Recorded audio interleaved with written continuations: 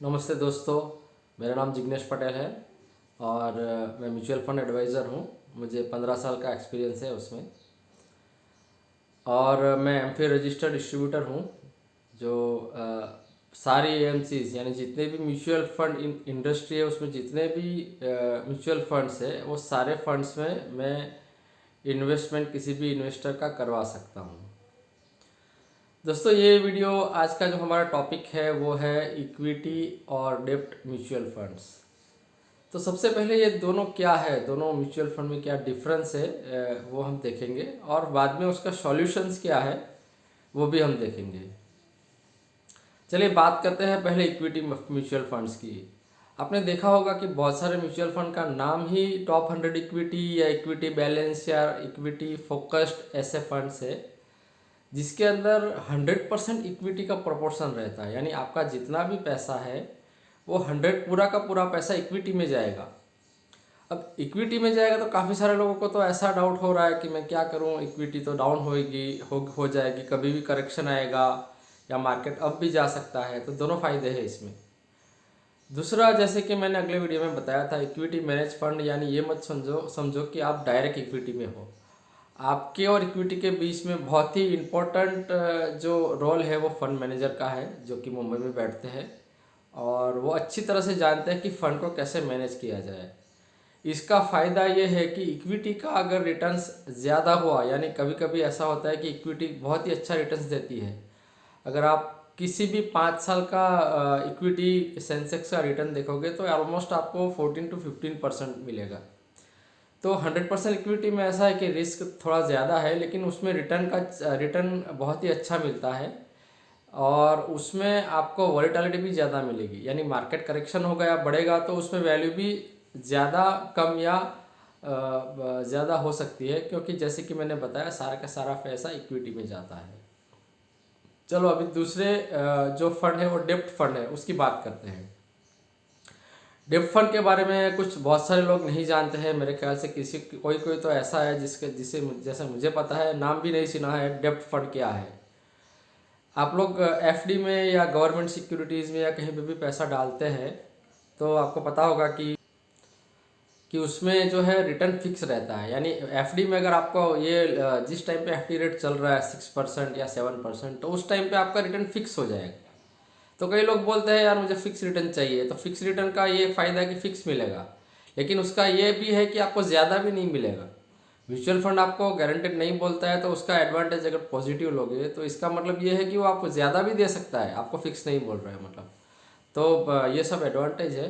But dip fund ऐसे है कि जैसे कि मैंने बताया कि एफडी हो गई या गवर्नमेंट सिक्योरिटी आपकी पी प्रोविडेंट फंड हो गया, तो ये सारी चीज़ें जो है, जो डेप फंड है वो गवर्नमेंट सिक्योरिटीज़ में पैसा लगाती है। उसके अलग से एक बॉन्ड रहते हैं या गवर्नमेंट की जितनी भी स्कीम्स है वहाँ पे पैसा लगता है। अब कोई बोलेगा कि एफडी में भी इतना ही रिटर्न मिल रहा है और डेप्ट फंड में भी उतना ही मिल रहा है, तो मुझे फ़ायदा क्या होगा। तो डेप्ट फंड का जो रिटर्न होता है वो एफडी से 1 to 2% ज़्यादा होता है।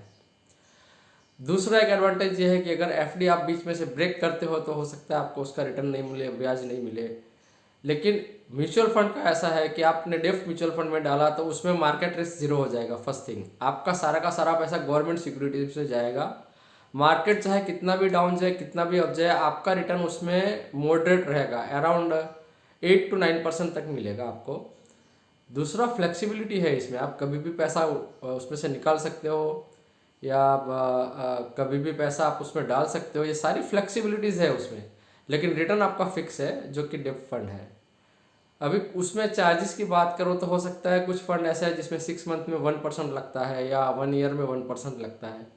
लेकिन अगर मैं उसके रिटर्न के साथ कंपेयर ये चार्जेस की भी करता हूँ तो आपको एफडी से तो 1 to 2% ज़्यादा ही मिलेगा। तो इस एफडी के ऑप्शन में डेब्ट फंड बहुत ही बेटर है। जो लोग रिटायरमेंट स्टेज में है या किसी को ऐसा है कि मुझे फिक्स रिटर्न चाहिए तो वो डेब्ट फंड ले सकते हैं। उसके साथ विड्रॉल की भी फैसिलिटी है। अगर इसके लिए ज़्यादा इन्फॉर्मेशन चाहिए तो आप मुझे कमेंट करके लिख सकते हैं। तो यहाँ पे बेसिकली इक्विटी और डेब्ट फंड का कॉन्सेप्ट जो है आपका क्लियर हो गया होगा कि equity debt means it is related to equity, यानी सारा पैसा इक्विटी में जाएगा, और डेब्ट में सारा पैसा गवर्नमेंट सिक्योरिटी में जाएगा जिसमें इक्विटी का या सेंसेक्स का या मार्केट का कोई भी इसमें रोल नहीं होगा। अब कोई सोचेगा कि मुझे तो दोनों में एडवांटेज लेना है, मुझे इक्विटी का रिटर्न भी अच्छा लेना है और डेब्ट का सिक्योरिटी भी चाहिए, तो क्या मैं दोनों में पैसे डालूं? तो क्या करें इसके लिए? या तो मैं 50% पैसे इक्विटी में डालूं, या 50 डेब्ट में डालूं, या दूसरा कुछ करूं। तो दोस्तों इसके लिए एक बेस्ट एग्जाम्पल है बैलेंस्ड एडवांटेज फंड। आप किसी भी एएमसीज के बैलेंस एडवांटेज फंड में जाएंगे तो वहाँ पे आपको इक्विटी और डेप्ट दोनों का प्रोपोर्शन मिलेगा। अच्छा, अभी आप सोचोगे कि इसमें इक्विटी कितना, डेप्थ कितना। मैं बताऊं, ऑन एन एवरेज इक्विटी आपका ऑलमोस्ट 60 to 70 हो सकता है, और डेप्ट आपका हो सकता है 30 to 40%। अभी आप सोचोगे कि ये फिक्स है या इसमें कुछ होगा, तो इसमें ऐसा है कि फंड मैनेजर इक्विटी रिस्क के हिसाब से वो आपका पैसा डेप्ट का प्रोपोर्शन भी बढ़ा सकता है और इक्विटी कम भी कर सकता है। जैसे कि मान लो अभी सेंसेक्स 60,000 को क्रॉस कर रहा है, ऑलमोस्ट हाई है, तो फंड मैनेजर को लगेगा कि अभी करेक्शन का रिस्क है, तो उसमें इक्विटी का प्रोपोर्शन वो कम कर देंगे और डेप्ट में वो ज़्यादा पैसे डाल देंगे। तो आपके पैसे, अभी डेप्ट का तो रिटर्न मिलेगा आपको, जो पैसा डेप्ट में है, आपका जितना भी पैसा फंड मैनेजर डेप्ट में डालता है तो उसका मॉडरेट रिटर्न मिलेगा। 25 to 30% या कुछ ज़्यादा डाला है तो उसमें इक्विटी का भी रिटर्न मिलेगा। और फंड मैनेजर के पास ऑथोराइज पर्सन होता है जो ये सारी चीज़ें मैनेज कर सकता है, प्रोपोर्शन बढ़ा भी सकता है, कम भी कर सकता है, डेप्ट में भी बहुत ज़्यादा भी बढ़ा सकता है अकॉर्डिंग टू मार्केट कंडीशन। इसके लिए आपने बहुत सारी लिटरेचर्स पढ़े होंगे या आपने देखा होगा व्हाट्सएप पे कि मार्केट करेक्शन होता है तो बैलेंस एडवांटेज फंड को बहुत लोग मिस करते हैं। तो मेरा ये मानना है, अगर आपको दोनों ही एडवांटेज लेना है या दोनों में मुनाफा कमाना है तो बैलेंस एडवांटेज फंड में इन्वेस्ट करें।